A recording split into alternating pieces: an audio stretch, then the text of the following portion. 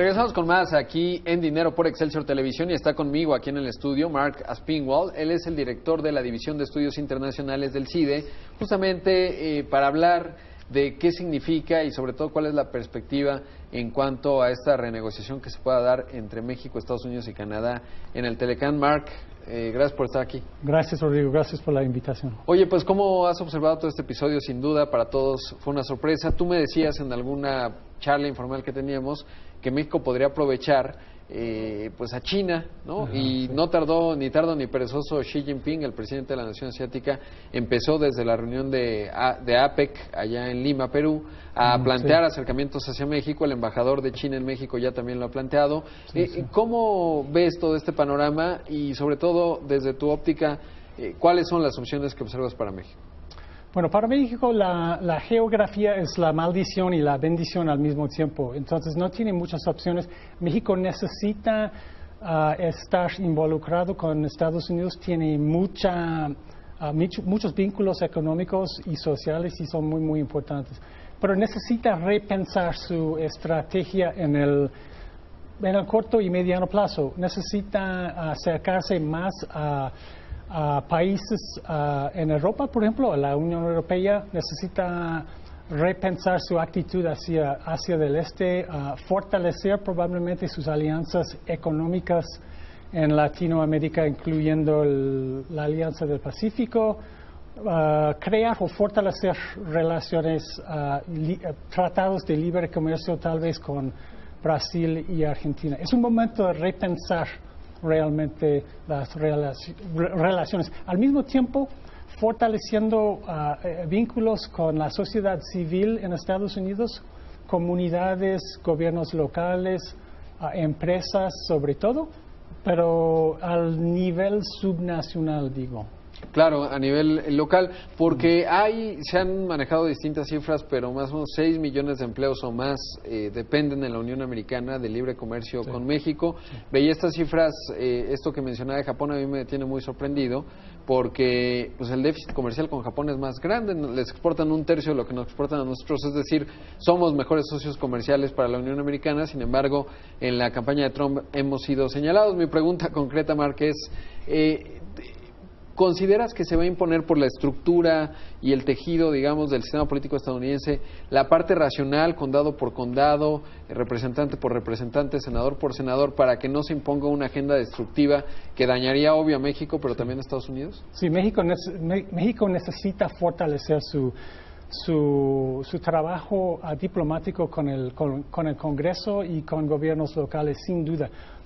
México se convirtió en un tema electoral en la elección norteamericana, obviamente todos sabemos, y a pesar de que hay muchísimos empleos en Estados Unidos que dependen de la relación, de cadenas de valor global, del hecho de que 40% de cada dólar de exportaciones de México hacia Estados Unidos se había importado antes de Estados Unidos.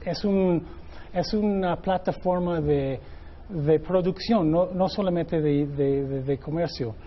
Japón es otra cosa. Japón es un aliado muy importante, es desarrollado, formó parte de la alianza contra el comunismo durante la Guerra Fría y tiene otra postura y otra relación con Estados Unidos. México es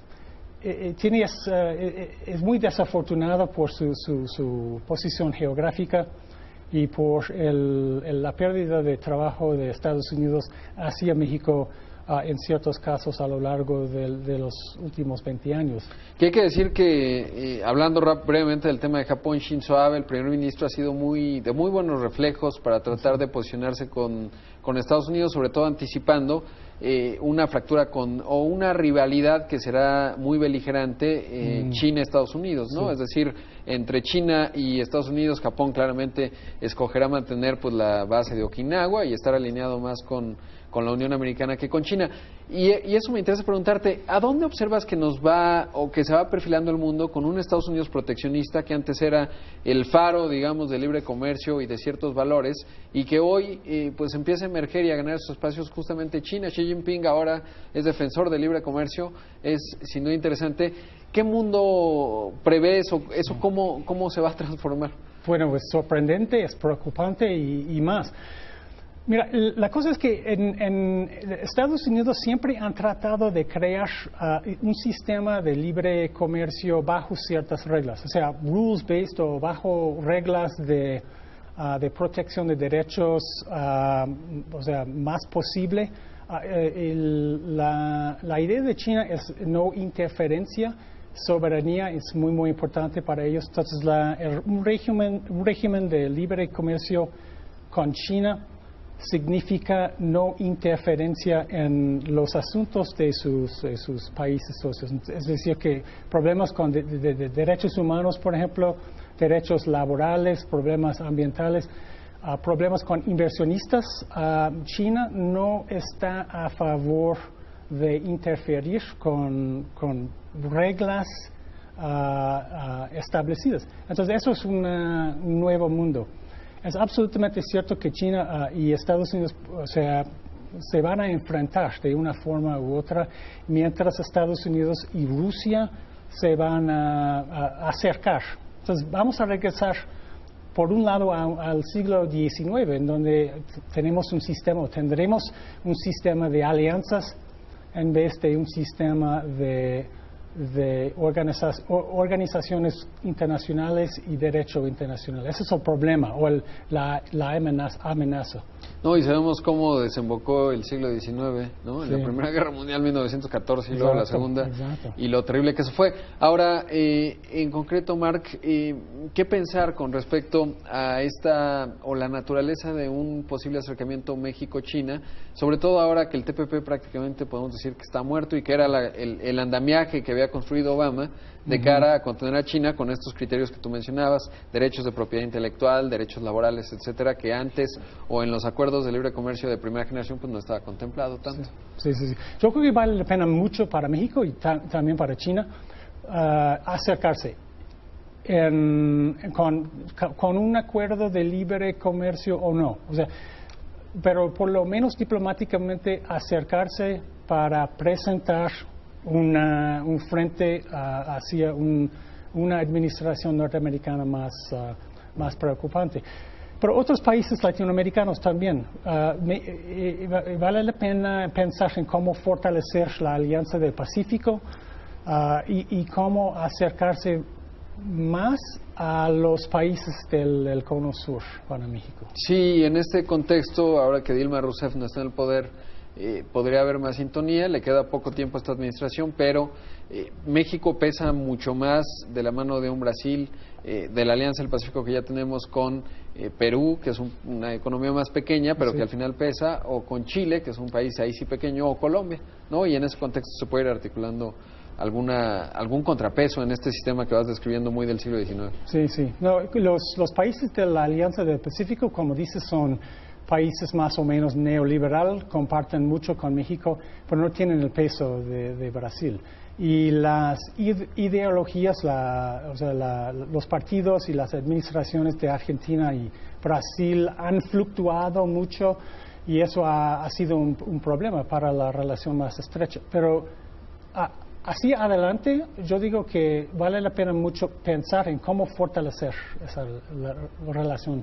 Sí, sobre todo que ahora Macri, pues ya incluso ha dicho que quiere ser de la Alianza del Pacífico. Temer no ha dicho nada porque está sumido en una profunda crisis política, pero una vez que la resuelvan, pues habría que ver cómo se logra ese aspecto. Sí, ojalá. Por último, preguntarte, no se ha hablado muy poco, pero ¿cómo se plantea Estados Unidos de cara a Europa? Al final, revisando las cifras de comercio, pues obviamente es un jugador muy importante para Estados Unidos. La relación especial Reino Unido-Estados Unidos pesará algo, pero ¿cómo se configura esa parte? Porque quizás Angela Merkel no esté muy contenta del acercamiento con Putin. Sí, bueno, es una oportunidad para México a fortalecer esa relación también con Europa. Europa está adentro de Rusia y Estados Unidos, como dices, y es un problema, una amenaza para la UE en el futuro, dependiendo mucho del Brexit, de la crisis del euro y otros problemas como migración y cómo Europa puede manejar los problemas. Ahora está muy preocupado por sus problemas internos, pero hacia adelante o en el mediano plazo, digamos, Europa va a pensar en cómo acercarse o fortalecer su relación con Latinoamérica, sin duda. Sí, probablemente el euro es la principal preocupación de la extrema derecha, ¿no? Mientras se mantenga el rumbo que había tenido hoy, pues ya veremos cuál es la respuesta unificada de Europa. Te agradezco mucho, Marc, un gusto platicar contigo y bueno, pues te estaremos buscando obviamente también en otros espacios. Sí, gracias por estar aquí. Gracias. Te invitamos a seguir cuestionando la información con los siguientes videos.